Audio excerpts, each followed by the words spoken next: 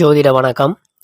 ரிஷபராசிக்கு இந்த 2025 எப்படி இருக்கும்? ஏப்ரல் மாதம் அதோட பலன்களை தான் நம்ம பார்க்க போகிறோம்.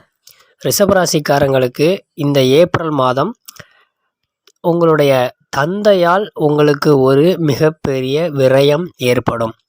தகப்பனாருக்கு செலவு செய்யக்கூடிய ஒரு காலகட்டம் இந்த ஏப்ரல் மாதம் உங்களுக்கு இருக்கும்.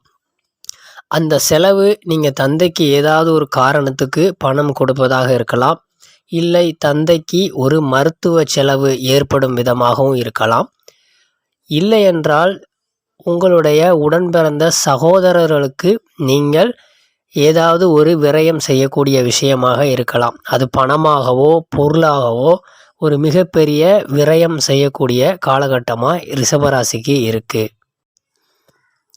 இந்த விரயம் ஏற்படவில்லை என்றால் உங்களுடைய தகப்பனாருக்கும் உங்களுக்கும் ஒரு சிறு சண்டை ஏற்படலாம், இல்லை நீங்கள் தகப்பனாரை விட்டு தூரமாக இருக்கக்கூடிய ஒரு சூழல் உருவாகலாம்.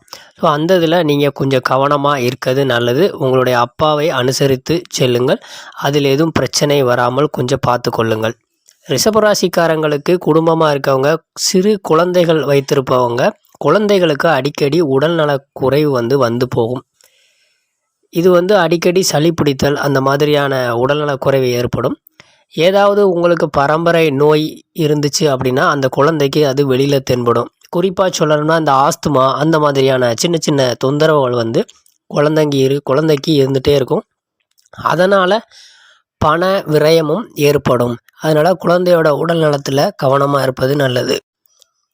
உங்களுடைய சகோதரர்கள்ட்ட உடன்பிறப்போட கொஞ்சம் கவனமாக இருங்க. அவங்களோட சண்டை வம்பு, சில முகச்சுளிவு ஏற்படுறதுக்கு வாய்ப்பு அதிகம். ஏற்கனவே நான் சொன்ன மாதிரி தகப்பனாருக்கோ இல்லது சகோதரருக்கோ நீங்கள் பண விரயம் பொருள் விரயம் பண்ண வேண்டியிருக்கு.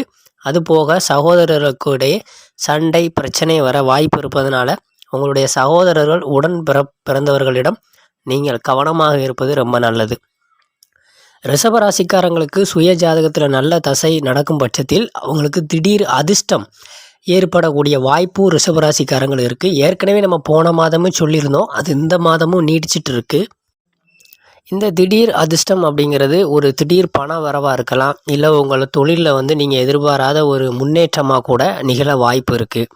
இந்த பண வரவு அப்படிங்கிறது எப்படின்னா, உங்களுக்கு கடன் வசூலாகும். நீங்கள் யாருக்காவது பணம் கொடுத்துருந்தீங்க இதுக்கு முன்னாடி அப்படின்னா அந்த கடன் வரல அப்படின்னா அந்த பணம் நீங்கள் எதிர்பார்க்காம உங்கள்கிட்ட சேரும்.